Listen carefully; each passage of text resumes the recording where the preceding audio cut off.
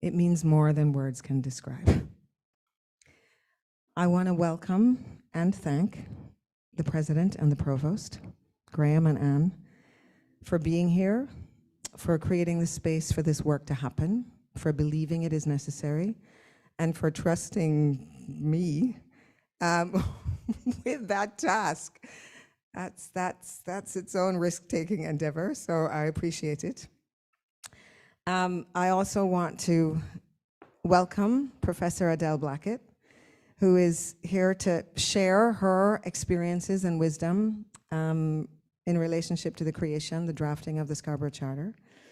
Adelle is the Canada Research Chair in Transnational Labour Law and Development at McGill, and she's the principal drafter of this historic document that pulls 40 Canadian institutions into a relationship of accountability, and that is critically important. I also, perhaps beyond everything else, my greatest gratitude actually goes to everybody else, including those who are not present, the task force members, without whom none of this would have been possible. I certainly could not have handled it on my own. There have been varying stages of chairship, but you've done the hard work of the past 2 years. I know it has been an incredibly long ride with a lot of emotional labor, and I am supremely grateful. Without any further ado, because people didn't gather to listen to me, I'm going to ask Graham to come say a couple of words. Thanks, Angelique. I'm not sure they came to hear from me either. But, and if you don't mind, I was at another event this morning. I'm gonna keep my mask on because we're asking faculty members to teach classes and keep their masks on. So for, in my case, coherence or in solidarity, I'm gonna do it as well. I wanna say what a pleasure it is and an honor it is to be here today. It's a pleasure because it is great to be doing events in person or in hybrid mode again and to see people. And it's an honor because I really am deeply indebted, and the university is deeply indebted to all of the work that all of the members of the task force have done, and those of you who are joining us online over the course of the last 2 years to help the university address the important challenge of anti-Black racism, but also, as Angelique said, to foster that sense of place and belonging, which has to be fundamental for all members of our community. And in her opening remarks, Anna referred to this as an event of gratitude, and it certainly is. I think it's also an event of appreciation, and it's also a moment of inspiration. And I think it's a moment of conscience taking that we are embarked on as a university as well. So I want to thank each and every one of you, students, staff, faculty members who have given a lot over the course of the last nearly 2 years under pretty extraordinary and not very joyous circumstances with the pandemic, which has created its whole series of challenges and another series of challenges, including challenges around place and belonging. And just to say thank you, and to say how much I'm looking forward to what the execution of the recommendations of the task force is going to do to further make Concordia University a great university for all and a destination university for students, staff, and faculty, whether they're from communities here in Montreal or from elsewhere in the world. And I've said it often that I think diversity is one of Concordia's fantastic assets. It's one of the things that makes us creative. It's one of the things that makes us innovative. It's one of the things that makes us exciting. And I'm looking forward to where we go with the recommendations of the task force. And I also want to take a moment to thank Adelle for coming this afternoon and being part of this. It's extremely meaningful because of the leadership role that you've played even before the Scarborough Charter in raising consciousness and pushing the Academy to think differently and think smartly about the importance of race in Canadian society, Canadian culture, and Canadian law. And I'm looking forward to spending a couple of days with you in Vancouver at the event in May as well. So without further ado, can I pass it back to you, Angelique? You can pass it back to me. Can I also call you out for special thanks because you have worked heroically over the course of the last 2 years, and again, incredible gratitude for everything that you've done. And I feel like this has been a great learning experience for me and for the university. And I want to thank you for that, because universities have to be places of learning for everybody who comes inside these doors. And that includes me. So thank you. Thanks, Graham. I appreciate it very much. Anne?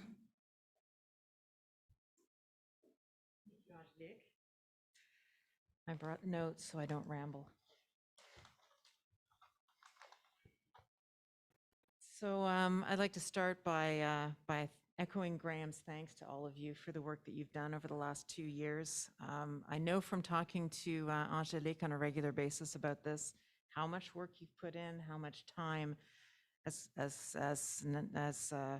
Angelique said, the emotional labor of doing this, I know has been great. It's very important work, and I'm truly grateful for your work for doing this. I also want to send a special thanks to Angelique for the constant dialogue and discussions that we've had over the last 2 years and will continue to have, because as you know, Angelique is also a special advisor to the provost on anti-Black racism and knowledges, and so I think this will continue, and I'm really appreciative, but also really excited about it. I also want to underscore the importance of the task force for Concordia. Your recommendations will be fundamental to how we set the roadmap for the future of the university in the years to come. And I want to linger on a couple of issues based on the interim recommendations. Now, the first one I want to talk about, and those of you who know me will know how much this is dear to my heart, but is the issue of data.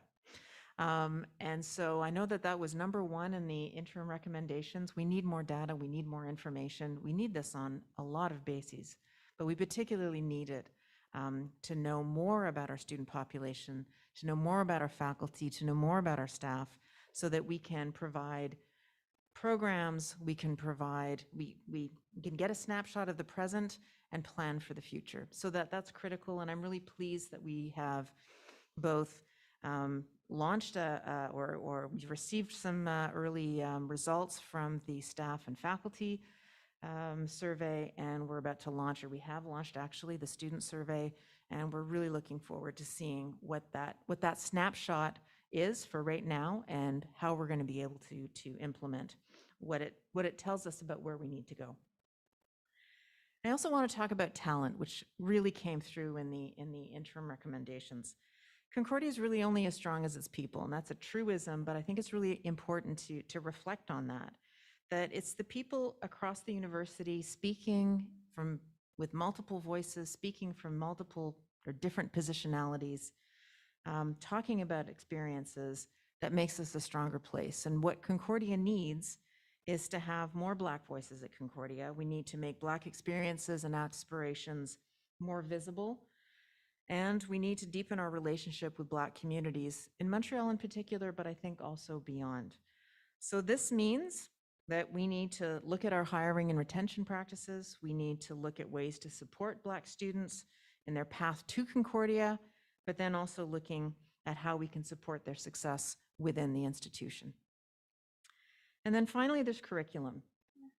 Now, curriculum is something, of course, as provost and vice president academic, curriculum is something that really interests me and engages me, and I think it really draws from what I just said about talent. We need more Black voices, and we need to have more courses and programs that trouble and decenter our curriculum. There are a number of avenues this road can take, and I'm looking forward to seeing what the subcommittee on curriculum proposes in terms of the next steps for Concordia. But ultimately, I think we need to be open to thinking differently about how we learn and how we teach. And I know that that's one of the key things that the task force is going to bring to us. So finally, I'll close by saying the work of Concordia's task force is critical for our ability to understand how to support Black excellence here. But I also want to recognize the importance of the Scarborough Charter for initiating a national conversation on anti-Black racism and Black inclusion, and for helping guide us in the implementation of the recommendations to come.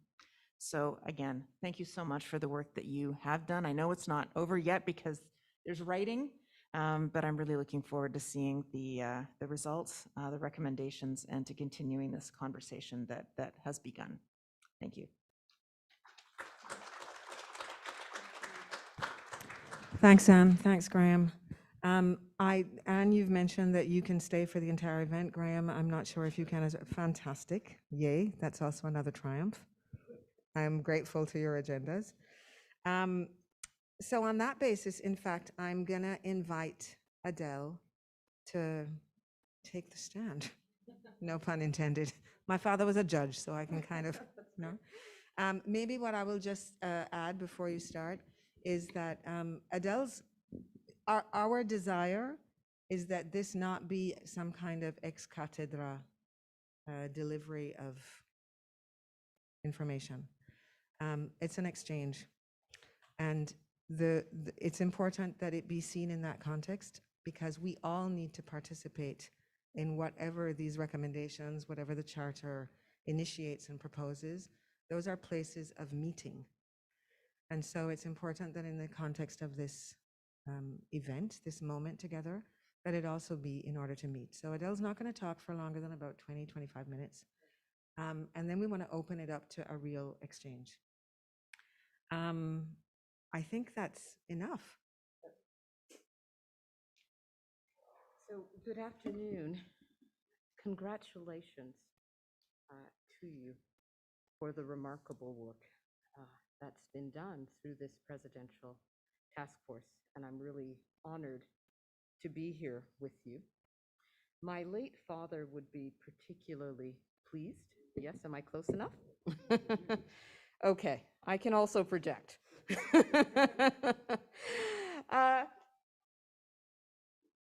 My late father would be particularly pleased. He did not have the good fortune to have a university education, as one of many growing up in Barbados. His family turned to him and asked him, as the second youngest, whether he would like to have the opportunity, and he said no.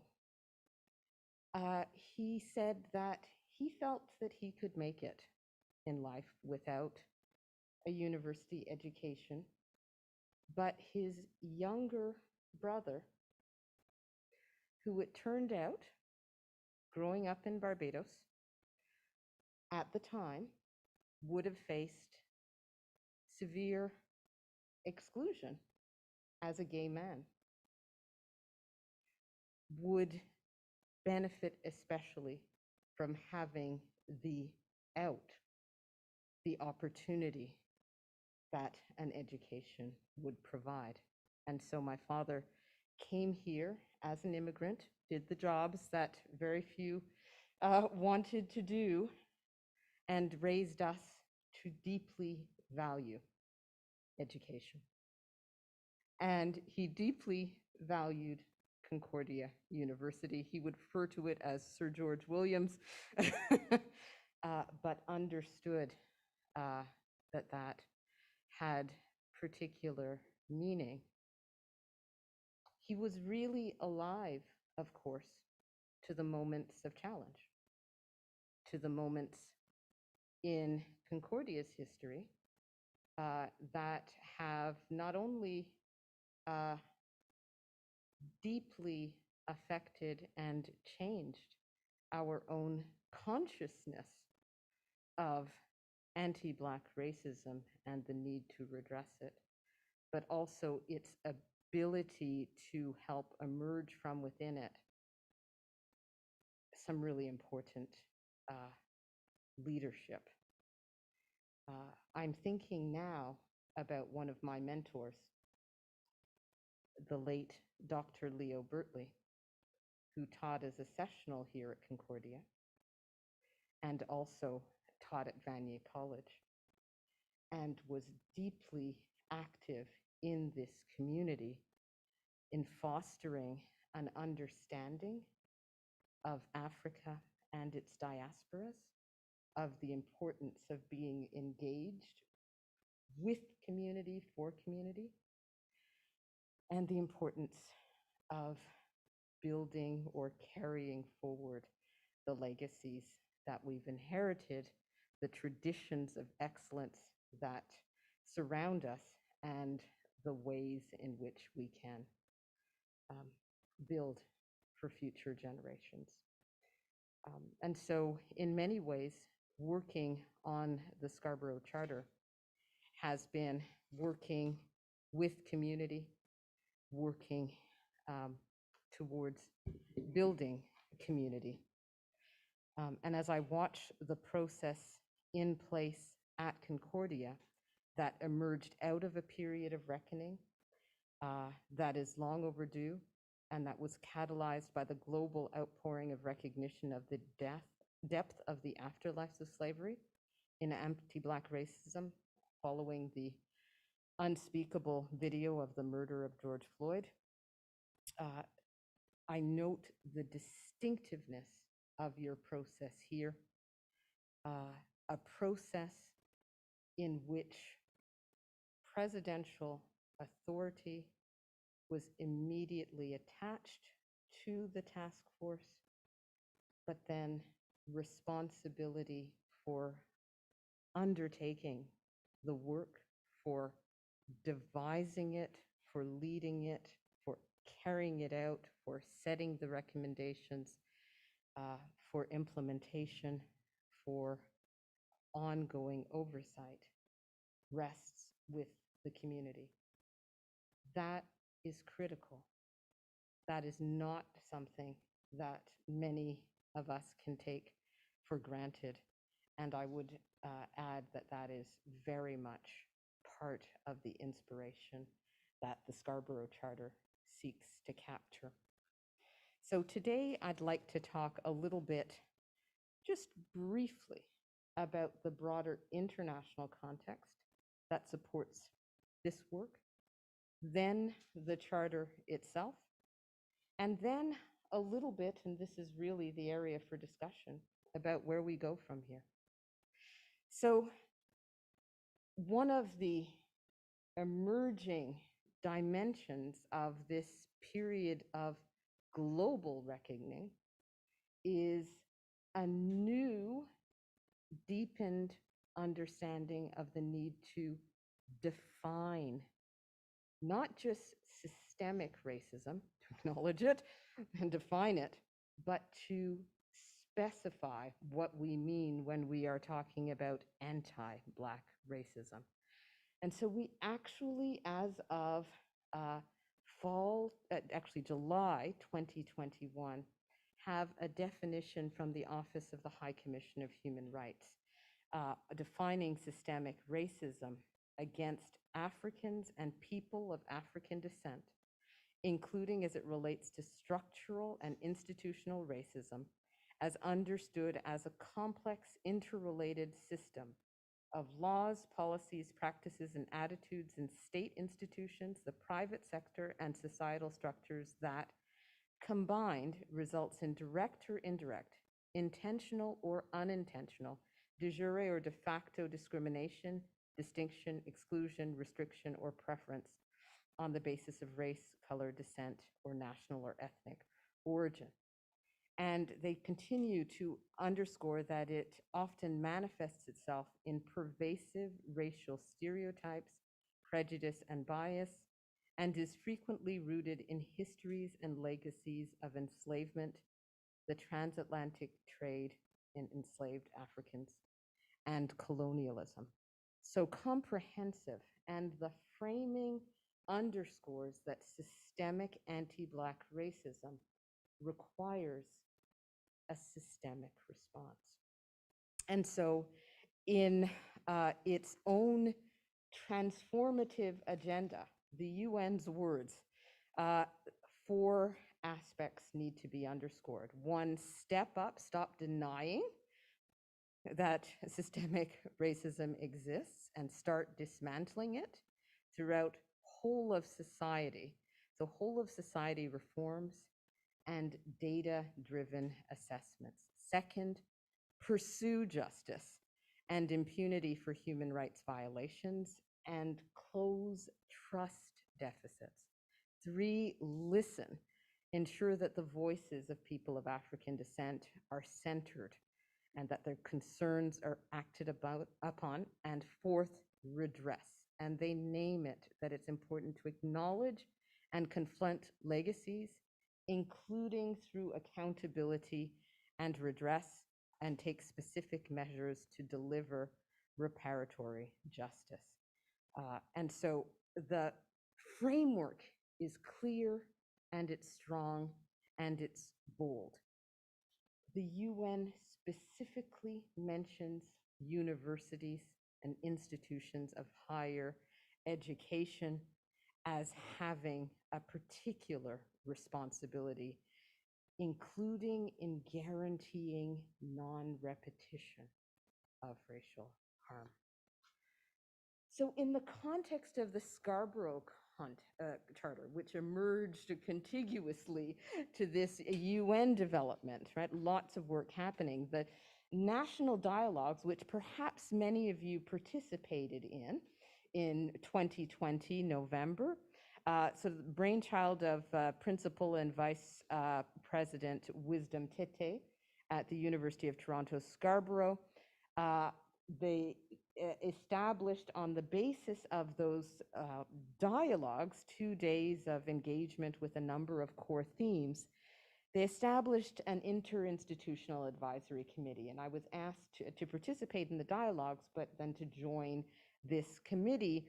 And the committee drew heavily upon the feedback from the broader community, which included, of course, academics, students, and staff, as well as alumni representatives and a broad range of actors differently situated in and around the university context and who reflected on a range of concerns and how to begin to address them. And so that became the basis for the comprehensive vision, as well as the international thrust of much of what we were doing. And as Angelique mentioned, by November 18th, we had close to 50, it might actually now be 50 with St. Mary's as the latest to sign, signatories to the Charter across Canada. So an important development, but what does it mean? And what did we anticipate in relation to it? And frankly, I anticipated some backlash. And in this moment that we're in and the location where we stand, we are already sensing some backlash to the implementation of equity objectives within the university sector. So I knew that racial justice claims could easily become repackaged. There could be a complete direct resistance, but there can also be a watering down, a reframing as a business case for diversity, or acquiring a little cultural competency here and then, acknowledging a bit of unconscious bias, but not actually dealing with the more structural character of what we're faced with as people of African descent. And as universities have opened up to greater EDI-related policies, there is a risk that that very appearance of opening can actually be the mask for deeper exclusion. One of my students recently relayed experiences of this nature and said, you know, it's easier to engage in anti-Black racism if the faces conveying it look like yours, right? If those people in place are in precarious positions and are asked to implement mandates that are not about Black inclusion, that are not about Black flourishing, that are not about mutuality, that are not about community engagement. So throughout the work, throughout the drafting, it was important to remain alive to the fundamental critique. And many of you will be familiar with Stefano Harney and Fred Moten's work on the Undercommons, in which there's an acknowledgement of how easily the neoliberal academy can actually convert, subvert, undermine, and instead they claim an alternative to engaging with the university, one that looks more like the maroon or the fugitive. So what does that mean to take that into account? Are there opportunities, are there ways to look at engagement with the university as an opportunity for a deepened, more challenged, more nuanced way of understanding what it means to build practices of freedom? And so I often turn to the work of historian, civil rights leader Vincent Harding, a beautiful meditation written soon after Reverend Dr. Martin Luther King Jr. was assassinated. It's called The Vocation of the Black Scholar and the Struggles of the Black Community. And Vincent Harding, of course, is attributed with building the genesis, really, of many of the Black or African studies programs that subsequently emerged. But his starting point was an Institute of the Black World. And so writing in 1972, he said, the vast majority of the Black institutions we needed were not yet born, and added that to live the truth is to join the process of that birth, of that building. So there was a challenge to build something alternative in that moment, dare I say in this moment, while holding on to an understanding that wherever we're situated along the spectrum of institutional insider outsider, our grounding, and thank you for the land acknowledgement and for the way that you conveyed that our grounding is other. In other words, the university is an important part of our world, but it cannot be our whole world. And that means it needs also to be called upon to engage with the world around it, right? Engage with our world. So it was important to be able to speak that truth in the work that became the Scarborough Charter. And the fact that so many people have said that somehow this piece of paper has resonated with them is, I hope, a starting point in recognizing that. So as I said at the launch, the Scarborough Charter is both an archive and a framework of action, an archive chronicling, especially in its preamble, community's insistence against all odds upon our profound humanity, an acknowledgement of how much academic excellence has historically been lost through exclusion and silencing, and an acknowledgement of the many contributions of people of African descent in and around Canadian higher education. And as a framework, it offers precise, detailed, comprehensive guidance to catalyze action within an architecture that enables institutional actors in higher education to share data and to share informed practices to foster and strengthen and implement. And I underscore this, hold one another accountable, right? And so together, the architecture and the framework become their own ontological affirmation of Blackness through a collective act of refusal to draw on Ganagahaga scholar Audra Simpson's work, that is a refusal of an exclusionary status quo. And then, and this is the beauty of it, an opening up of boundless possibilities.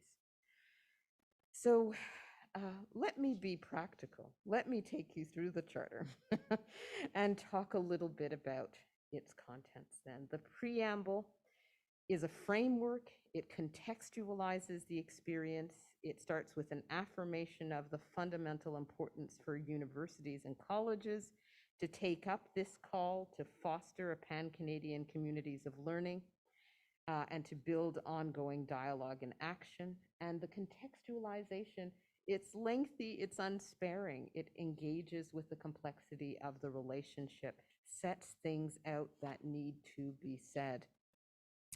And then it moves into the regulatory context and sets out that framework as well, from the international to our constitutional framework to the human rights legislation across the country, and to then the specific area of the public policy ecosystem and the governance within the context of universities.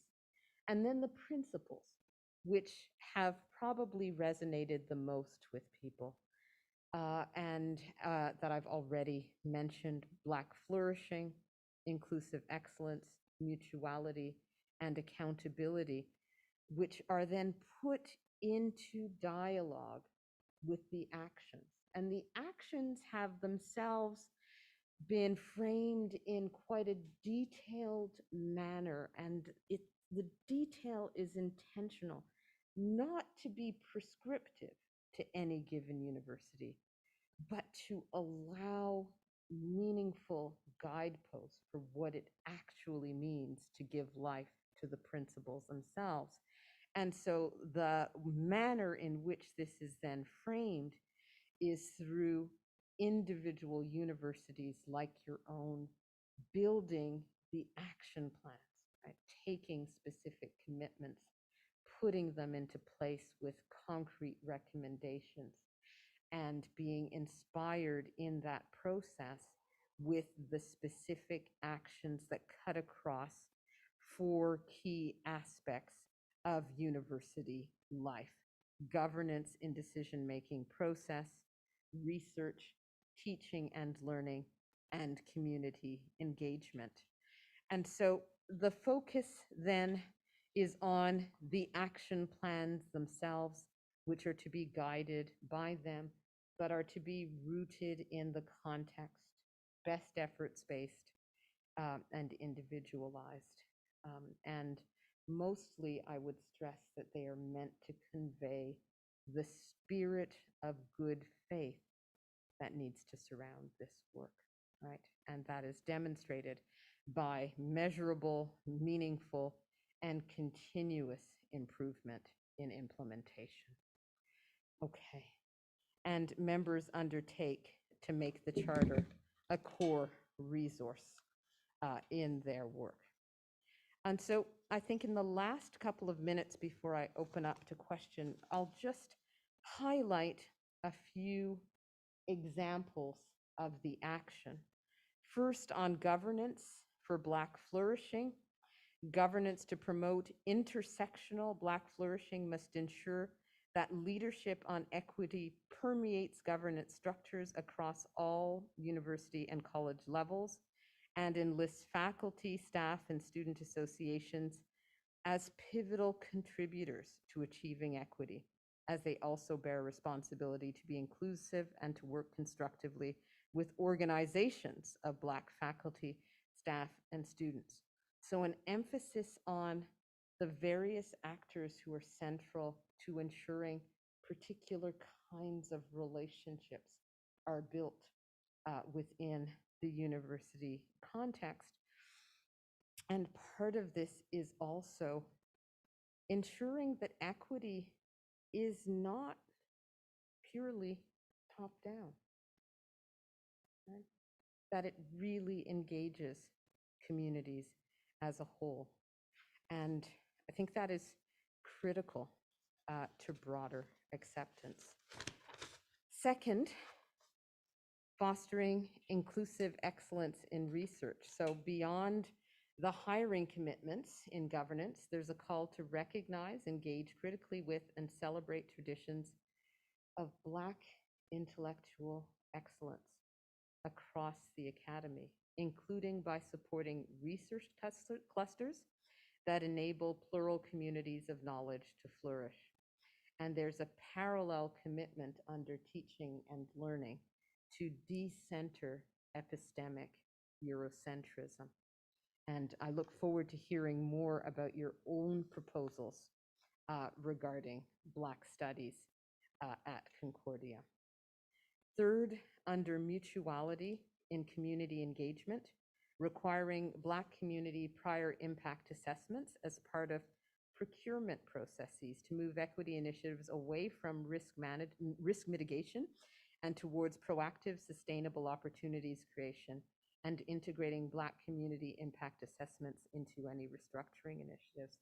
And this is such a critical part of being a university in a broader community that has Black communities surrounding it, supporting it, right? And I very much hope that that kind of vision will help to build or nurture, strengthen the kind of relationship that a university like this has with communities that are so close to it and have been for so many generations. And the fourth and final example that I'll give is with accountability as it relates to teaching and learning. Build robust reporting mechanisms that assess and recognize, and I'll underscore recognize, right? The recognition dimension is crucial here. Teaching and learning contributions to intersectional Black flourishing, inclusive excellence, and mutuality. And there's a lot of creativity that can be drawn upon here to make that something that is celebratory and conveys the value that's given here. And of course, throughout the entire charter, there's a really heavy data collection focus, and we measure what we count. So look, I've shared some nice language, but who safeguards the charter? Is this just more EDI without teeth? And I think there are two answers to that question, at least. One lies within the charter itself, but the other lies far beyond and is, frankly, one of the key reasons for sharing knowledge about the charter. So internal, there's a part 5. It's got a crucial establishment of an interinstitutional forum on inclusive higher education that comprises the signatory institutions like your own. And alongside the steering committee, there is which have members, has members that serve in their personal capacity for limited terms, and who play a critical role in fostering implementation and accountability, including through data collection and periodic reporting, and with relevant institutions, including StatsCan, the permanent forum that's just been established at the UN of Persons of people of African descent and CAUT, to name only a few, and a critical role in implementation. And finally, the surrounding regulatory framework to the Charter, which is voluntary, but is standard setting and includes, of course, the regulatory, legislative, and constitutional framework that I've just alluded to. But law is not enough. Internal responses are not enough. And I turn, of course, to community. Right? Community really matters to the support, implementation, and realization of the objectives of the Charter. My answer to those who say these are great words, but so what, is we are the ones who are going to make the Charter a reality. It starts with community. It starts with the institutions who signed and who then have the opportunity to invoke the Charter, to take it into account, to bake it into the plans that you're putting together, the recommendations that are being undertaken. But it's up to community to keep invoking it. Students, staff, professors, the caucuses, the range of organizations surrounding the broader community to ensure that it's invoked, to recall its spirit that includes the meaningful consultation that is recognized as central at the international level. It involves drawing community in, clarifying that the Charter means that there is a place for community beyond the university, ensuring that the Charter is not a way to play with equity. In the opening remarks, the closing remarks rather, at the launch, I made a reference to equity with a vengeance, but rather that the Charter is drawn upon as a good faith manner to rebuild relationships, to strengthen trust, to build inclusion in all of the smart, sustainable ways that build our universities and build our communities. And so let me close with where we go from here. Immediately we go from here with all of your questions and exchanges, and I very much look forward to learning more about your process at Concordia and how it dovetails with the Charter and its aspirations. But we take the Charter, we go from here towards deepened understanding, deepened accountability, deepened engagement with what it means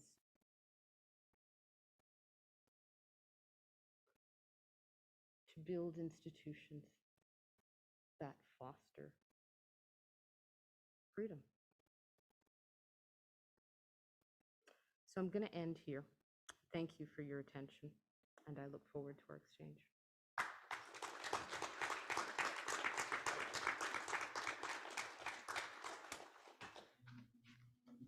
Much, Adele. I have to wait till it turns on, sorry. Thank you very much. I think that in order to facilitate the conversation, maybe it would be easiest if we sat there. Is that okay for you? And since I already took this glass in my hand, exactly.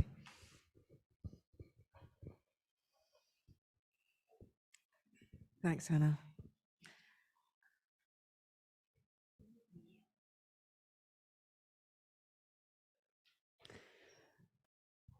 For the people who are in person, if you want to be heard by the Zoom attendees, then you'll need to use the microphone. Thank you. All right, so there's a handheld, there we go, that can move around to you accordingly. And for the people on Zoom, because we're lacking a projection situation here, so you need to actually speak to us. You need to unmic yourselves and say, hey, I have a question. Okay, you can raise your hand because Anna will be sitting in front of the screen on the other side. And she'll say aloud that somebody's raised their hand. Okay? So Anna, we already have one, you said? We do. Okay, we do. then let's start with the Isaiah. virtual attendee. If I can also ask you all, I think in the interest of keeping this conversation as well, real and concrete, introduce yourselves. Say who you are, say what role you had in the task force. Also so that Adele knows who she's speaking with and to. Go for it, Isaiah. Hi, Adele. Thank you for your presentation. Well, my name's Isaiah Joyner. I'm a recent graduate of Concordia University and representing Black alumni on the task force. Well, Graham's there, so Graham's task force. Just a little bit about me. I'm a former student leader myself, general coordinator, and really just helping in my portfolio of helping communities, especially our own, and kind of like thriving. So I guess the question for that I ponder often when doing this work is, well, as African descent people, we come from different walks. We've all experienced different things, and there's some of us who are more bright eyes than others, and others who are more cynical. And so when doing this type of work, I sympathize with the feeling of it being almost, to not pull any punches, pointless, or nothing's going to change in that sense. So people kind of recuse themselves from doing this type of activity because they view it as futile. So how do we, the question that I have is, what's the best approach of still including those perspectives, or including those people, or acting as kind of like representatives of the community without making it your own interest or what you want to see it by yourself, kind of like making sure that it's a holistic approach and that we're working in the best interest of everyone, if I'm being clear. Yeah, thank you so much for that. It's certainly a concern that animated this work. And one of the answers is, of course, to really listen deeply to what is being said about what needs to be done, what hasn't been done. Sometimes we start with the aspiration and we don't focus enough on the depth of the hurt and the exclusion. I think we have to listen to that. We have to understand what people have been, and in many cases continue to face. And so naming the anti-Black racism, naming the ways in which it manifests itself. And I hope, as I've done today, it's not rosy, but naming the ways in which anti-Black racism can continue to operate even when you have a plan, even when you have a charter, is part of saying, yeah, that reality is being acknowledged. It's not being glossed over with pretty words. But I don't think our ancestors ever stopped to say that because the reality around them was entirely dehumanizing, that they were going to give up on their own humanity, that they were going to give up on their dreams, that they were going to give up on working for freedom. They never did that.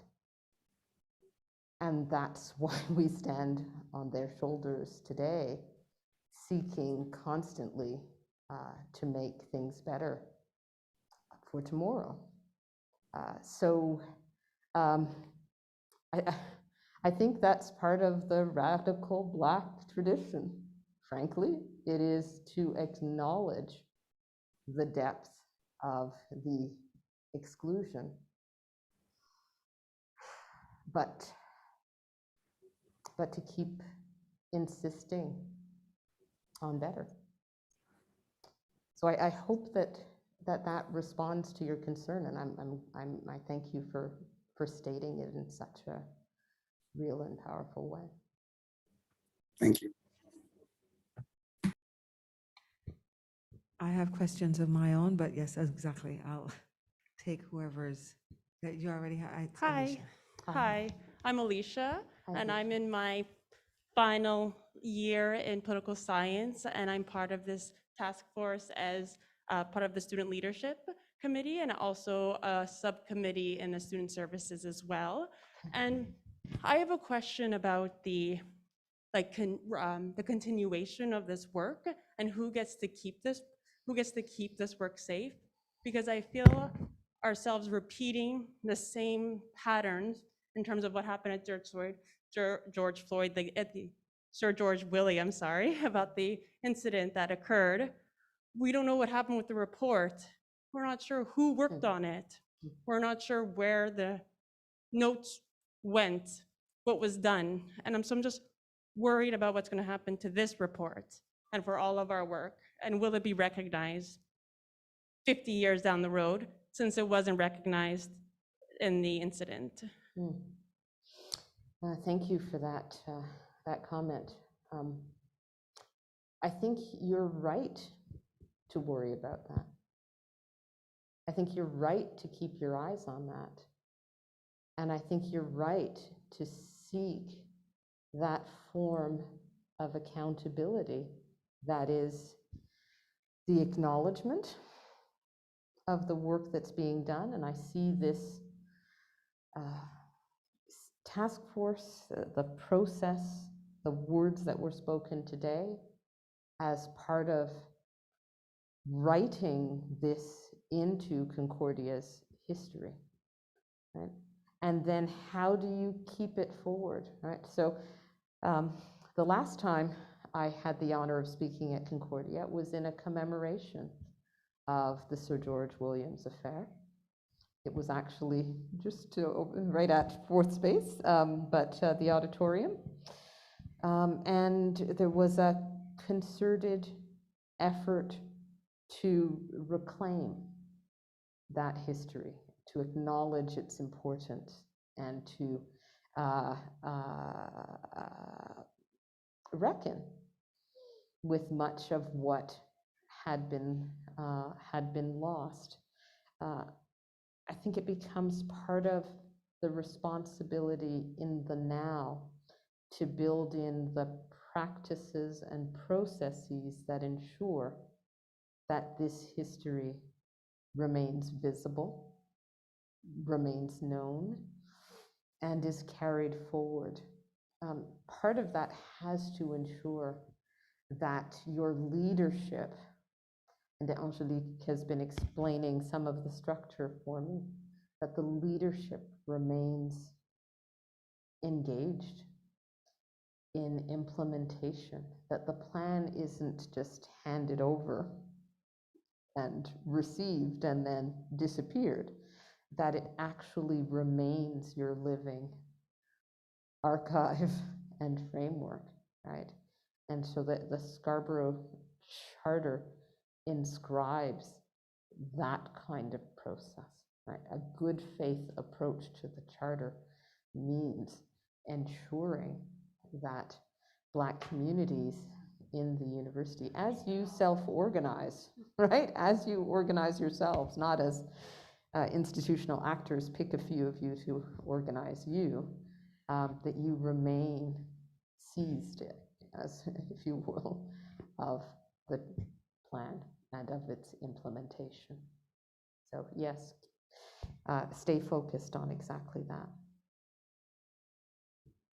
Thanks, Alicia. Anybody else with a thought? Or a query? Christiana? Hello. Thank you so much for being here. It is absolutely a pleasure to have you. And I just want to say thank you so much for the work that you did with the Charter. I think the Charter is such an important document, an important effort. And I mean, I actually participated in the signing of the Charter the day to see our president and all of the other presidents and yourselves. And it was actually a very touching moment and a very important historical moment for all of us. So we really appreciate this work and we want to say thank you. Thank you. And I think the Charter underlies a lot of what we're doing, and it sort of gives us a lot of wings as well, gives us a language, a whole new kind of way to think about our work and our presence. So I just want to underscore how important it is. I wanted to take you on one of the things you raised today around what the challenges might be to implementing the Charter. Particularly the idea that, what we see around us is the goalpost continuously moving, and there might be some encroachment in terms of EDI and that kind of collapsing of all of that. And I wanted to ask, what do you think, what would you suggest to institutions? What can they do to safeguard the boundaries between the important work of EDI, but as well the important work of something like the Charter? So what would be your advice? Thank you for that. First, thank you for your comments and for your inspiration. And masks make it harder to situate people, but I recall your words on that virtual launch, so thank you for that. The Charter process, in terms of thinking through the framing, thinking through the language, it was a very deliberate choice, of course, to speak to issues of inclusion, but to be really precise about, of course, the who, right? The language of diversity has, of course, been critiqued because it can mean everything and nothing. It is not one of the terms that has a legal content in the way that substantive equality, also commonly referred to as equity, actually has. Right? And so when I read the international definition of systemic racism, that definition makes sense of the legal requirement for equality, right? It kind of shifts that. And so the Charter holds on to that framework, but it also, I think this is especially important in a university context. It reminds us of what it means to be doing serious, substantive work. Period, right? Just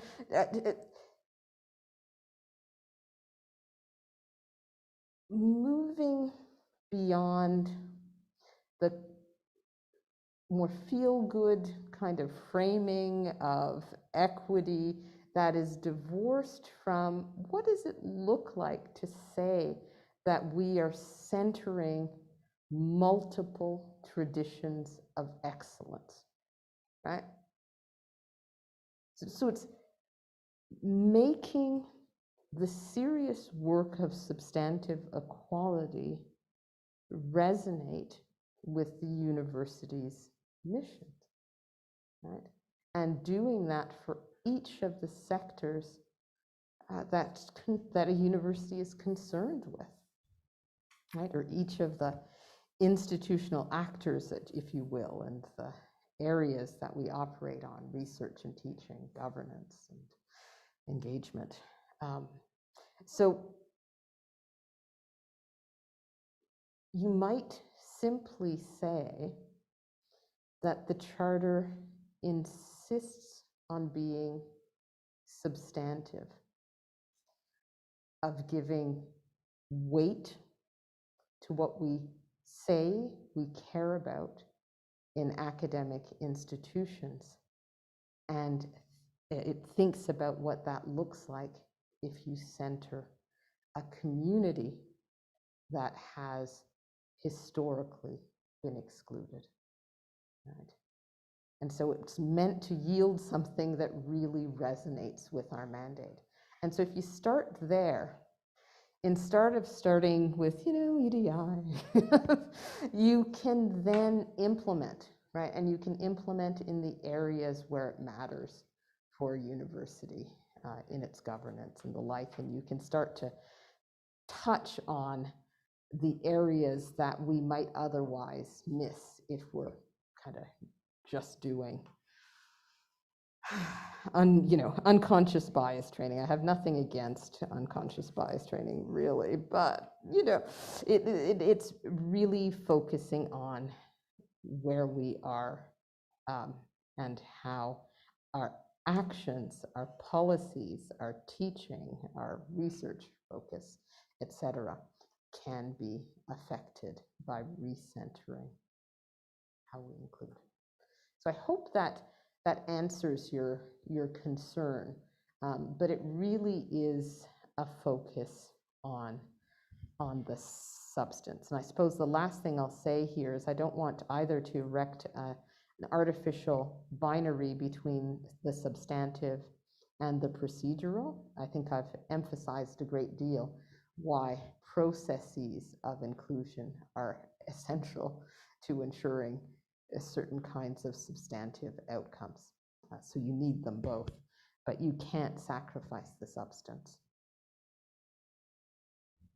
Thanks, Adele. Do you have any questions going? Yes, Dave.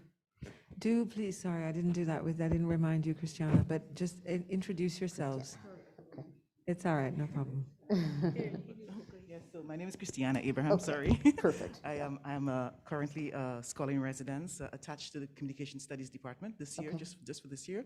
And I am in the task force I work on the subcommittee on Concordia history and relations with Black communities. Oh, brilliant. So I lead the subcommittee, and I was also part of the first launch. pedagogy event that you were part of a couple of years ago. Right. So yes, and Brilliant. I'm a McGill grad as well. So That's fabulous. I would love to learn more about how the engagement with community actually operated, right?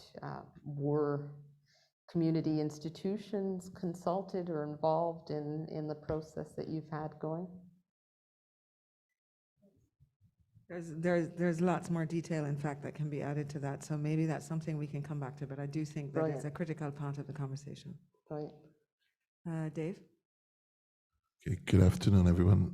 My name is Dave McKenzie. I'm the founder of the Community Service Initiative at the John Molson School of Business at Concordia.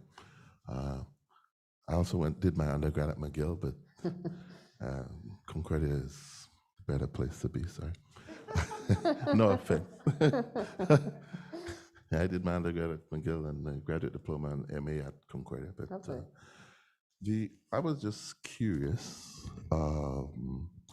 and it's just, thinking about things that Isaiah said and some of the other people said, and some of my own issues that I have that I shared at different points with Angelique, and that, people getting cynical and saying, we've heard this before. Now we have the charter, we have the task force. Before we had, the issues, multiculturalism and issues of equity. We had balance in the equation. I mean, I could list off some of the ones that I know that, Yeah. and I'm almost got to the point where I think when we start another one of these things, we should make it part of the mandate to list all of the ones that went before. So when you write the report, you list everything, all the reports that went before, and then start with the one that we're doing now. Yeah. So you put the dates, because I know I participated in several of these. I did the Black Community Initiative, where I had to report to the associate dean at that point, dealing with that, where they wanted to get more members of the Black community into the university, and we went out, met the community, and we did all of that. But that I'm not here to get down there. Like I said, I'd just like to see the list where those things get recognized, because I think it will help to decrease some of the cynicism. And we could actually point to and say, okay, what did we do from each one of these? Maybe we didn't implement all of them, but we picked out some parts. But so just to get to this present moment, I mean, thank you again for the wonderful work that you've done. Thank Angelique and all the different people. You know, I was just thinking, like when we started out today, Angelique, you know, she brought us everybody that she centered us. You know, it was almost like church. You know, they say center yourself. You know, she got us all centered, and then we started to reflect, and she spoke about us being on native lands and stuff like that. And I noticed that that's something that's across Concordia now. Like every time before you do anything, you know, it doesn't matter how big the occasion or how small the occasion, people are focusing on that. So my point is there something in the charter, or is there something even from all this work that we did to have an acknowledgement of the Black community, just like we're doing when we get up and we talk about, you know, acknowledging that we're on native lands and stuff. Is there something, maybe in the, like I said, in the charter or in our work, where we could have a line that says Concordia is a place that recognizes the Black, you know, like we have people in the room who could come up with the line. Okay? And like we said, we could have it influenced by, maybe there's something already that you're saying in the charter that we could pick out. You know, because a lot of times we get caught up with the full report, you know, and people they're busy, you know, like if you have to send a report to President Carr, he wants 5 bullet points. Like, don't give him the 10-page thing. It's not happening. 5 bullet points, he gets it there, it's done, right? So that's what I'm saying. Just like we're doing with the native and the reverence that we're putting there, can we come up with something that we could all repeat, we could say, and have the powers that be? So when the president, Carr, and you know the vice provost, when they're doing their meetings, or when the faculty meeting, just like we're doing with the native thing, have something where we are recognizing this work and saying, here's what we wanted, how are we going to be better going forward? I mean, maybe the question really is for the president and the vice provost. They're here. So, because that to me would really demonstrate how far we've come and that we're really going somewhere, if we're able to do something like that. Thank you. Okay. Yes, maybe that is for others to respond to, but on your list, I'm grateful to you for recalling that. I think we can't forget, right? One, because we can't forget how much work came before us, right? How much people fought for us to be here and then to do what's being done. And then, yes, what is purely performative? We have to, we have a responsibility, frankly, to our communities to be paying attention to that. So if you will, I will suggest that the list that is in the charter is in the preamble. And, you know, some people are like, you know, it's kind of long. It's like, okay, I'm sorry, I'm a lawyer. I made it a little bit long, but it's deliberate.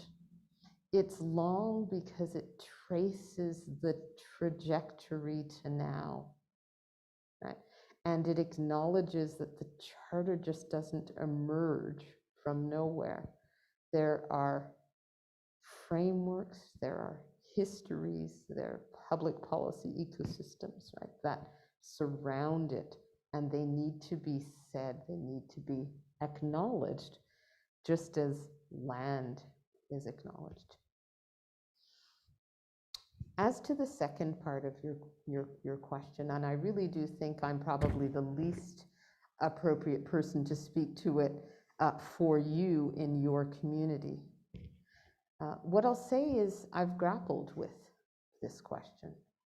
I think the solemnity of what we're doing acknowledging Indigenous land should not be overshadowed. Either we're doing it because we acknowledge or we're not, right? And so, and I think that as people of African descent who understand also the long trajectory of what it means to be Indigenous to your land, and of course what it means to have been stolen from your land, right? That we cannot allow land acknowledgements to just be performative. And that's why I wanted to pause and did pause to acknowledge the way that you did that acknowledgement. One of the things that I think is often lost in this moment is the extent to which settler colonialism and transatlantic slavery as a global institution are fundamentally intertwined.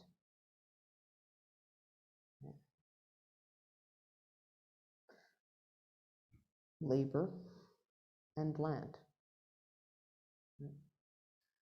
And so I struggle with how we give the appropriate solemnity to the acknowledgement of that deep intertwining of the relationships. And I don't think the way to do it is just to rush to the response. I think that the deliberations have to happen in a meaningful way, dare I say, in a good way, which includes with Indigenous elders and knowledge keepers. But and I'll close with this, I have increasingly just acknowledged that I am the descendant of enslaved Africans. And I think that carries its own power for so many reasons. So many reasons. Yeah. So I hope that's responsive, and you might want to open it up. And Angelique, It's certainly something that I can honor the student leaders for having done in your, well, Isaiah is online, and I know Camina can't be here this afternoon, but Alicia, if you want to speak to that a little bit, you can. I know that in all of your events, you have done both. And that's something that I acknowledge and respect deeply. It's certainly I think, depending on the context that we're dealing with, one action is appropriate and another not. So I do think I hear what you're saying, Dave, and I take note. And I think it's also about us finding different ways for that to be expressed on our part, but also to be received by others. Yeah. That it not be seen as some kind of capricious expression of anything. I can only speak for myself, but one of the reasons the land acknowledgement means so much to me is because by acknowledging Indigenous lands, I acknowledge the fact that I am not Indigenous, and this is not my land. It is where I live. And so I think, there needs to be an encouragement all around for none of it to be performative. Exactly. Any thoughts? More questions that are hovering? Oh yeah, Alicia, yes, go right ahead. I just have a follow-up to David's question in terms of not starting off from square one. It feels like, at least in my experience in the task force, that this is brand new. This is a brand new thing. It's a brand new subcommittee. It's a brand new thing. And it's hard to dig deeper to find the knowledge and find the information that was in the past. And I'm wondering, what steps can we take? What mechanisms can we create so that this task force, the work that we've all done, is able to be shared with the public and also accessed? Because I find there's a certain information accessibility problem where it's like, I just want to look up the report. You can't. There's weird. So I just want to make sure that we can figure out ways and create mechanisms in which we're acknowledging the work and the history, and not just kind of being like, hey, since George Floyd, now we're recognizing it. It's like, no. But I understand with the preamble, of course, it does recognize the long history of Black Canadians in it, but I'm wondering about the university's policies as well, and how that affects education too. Yeah, no, for sure. And your concern is, I think, exactly the right one. The charter, because it speaks across universities, will not be your answer, but I hope it provides a path to precisely uncovering, reclaiming, and building those histories and that future. It very specifically calls on universities to acknowledge those paths, including universities that have entanglement with transatlantic slavery, right? And I believe there's a historical dimension to the work that you are doing as well. But yeah, absolutely build into your process going forward ways to ensure that you are building an archive. That language is really deliberate. Every step that we're taking, it's not just about imagining the future, it's taking stock. Where are we now? What does this say about where we are now? How is it housed? Where is it located? Where will the data that are collected going to be located? Thinking in institutional terms so that material work labor doesn't get lost. Yeah. And I hope you will have and the spaces to think concretely about how that will happen for your work, right? I mean, for what it's worth, we're already in conversation with university archives and have been doing so steadily over the past, I'd say, year and a half or so. Yeah. And also even looking at what is meant by archives, because what they would normally assemble are only the documents that the task force specifically generates.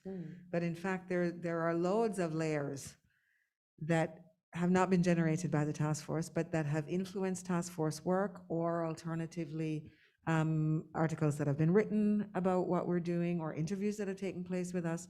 And those also need to be gathered so that all phases of the process are kept, because that's one of the, it's one of the problematic aspects of what has happened before, is that Black activism has been here. Totally. But, where is it? Yeah. So that is the history of the university. The absence of the archive is also part of the history of the university. And that needs to be acknowledged as well, I think. So, we're hoping to make it more concrete. And another key factor of that is to make sure that once it's archived, it's not just sitting on a virtual shelf. It really is accessible and available for research from an undergrad level all the way up to, graduate and postdoc work. We probably have the time for one more. If you don't have one, I kind of do. Desiree.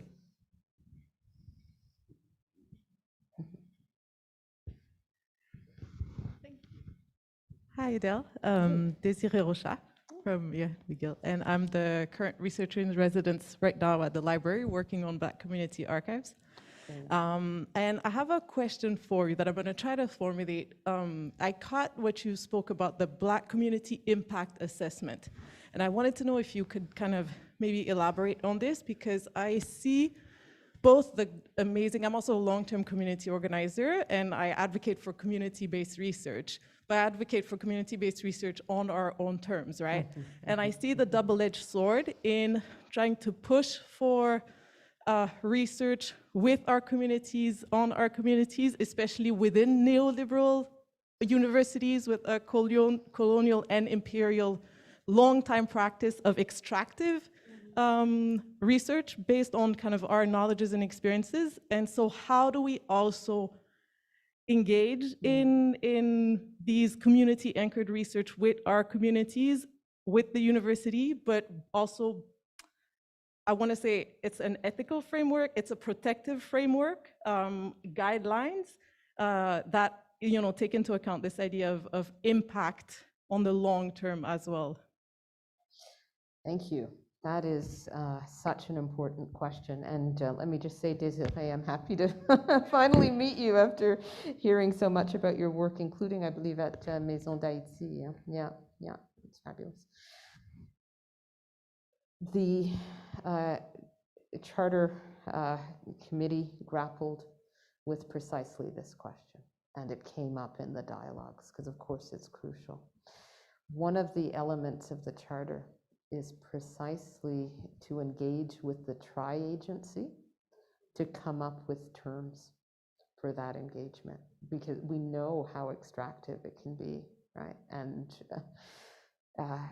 well, it links back to two of the comments that were made about what has gone on before and why don't we have access to it, right? So the Charter is a beginning. It's not, your answer book. It's your framework to then continue the work as you're doing with your task force, as will be necessary with the various bodies, institutions, actors that engage with our communities. Right? You've probably gathered as well, I use communities in the plural. Yeah, and very deliberate. And so this is a framework for moving forward in better ways for our communities. And they have to be involved in sharing the experiences that they've had with a view to not repeating those practices. And it's going to be hard, and it's going to entail some surprising refusals, right? Not on those terms, right? And there's going to be going back and starting over and trying again to get it right. But, and I think this has been the spirit of several of the interventions, which I really appreciate. It's not about forgetting the past. On the contrary, it's saying, here's where we are. Here are the frameworks we need to go forward. And we're going to be taking stock. We're going to be checking to see what's being done and what's not being done, what's being honored and what's not being honored, what's moving and what's standing still, right? And to move that forward. So I do very much hope there's a recently formed committee on SSHRC that is looking at many of the practices of engagement on anti-Black racism. And it might be through that committee, or it might be through others, that protocols or practices emerge to ensure ethical research engagement with our communities. And dare I say, for our communities. Yeah, so thank you for that. That says it all. Thank you. Adele, I know that the conversation has only just barely started, and there's also, you're also curious about, what we have been doing here. So I want to say that this is just the beginning of an exchange. Lovely. It will be extremely precious to us going forwards to be able to, bounce back and forth between the contents of the charter and what we're actually trying to craft specifically in terms of Concordia. And so if you're willing to be party to that, it'll be great to have your input at some point. Thank you. So I'd really appreciate it. Thank you. I'm just going to say thank you very much to all of you for being here, to Graham and Anne for being willing to sit and listen, because that is huge. It's huge. It is enormously appreciated. And I'm grateful for your generosity and your sensitivity. It's great. Thank you. We have something to drink and a little snack box. Feel free to take the box with you if you wish. I know we all need to be aware of the mask situation as well. So Graham, thanks for the reminder at the very beginning. I also want to honor Adelle's request that we maintain distance in terms of masks as well. So if people are going to eat while they're here, that happen in that corner so that mingling and chatting can happen comfortably in this zone.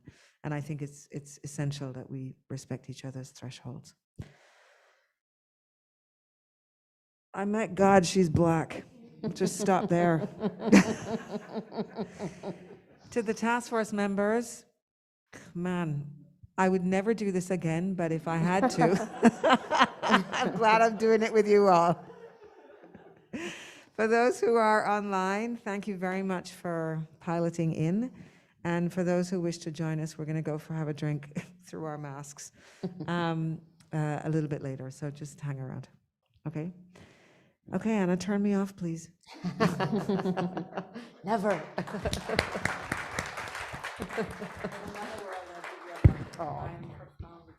Okay, folks, we are going to close up the Zoom. Thanks so much. Thanks for the applause in the Zoom and the thank yous. We appreciate you being here. Until next time. Bye-bye.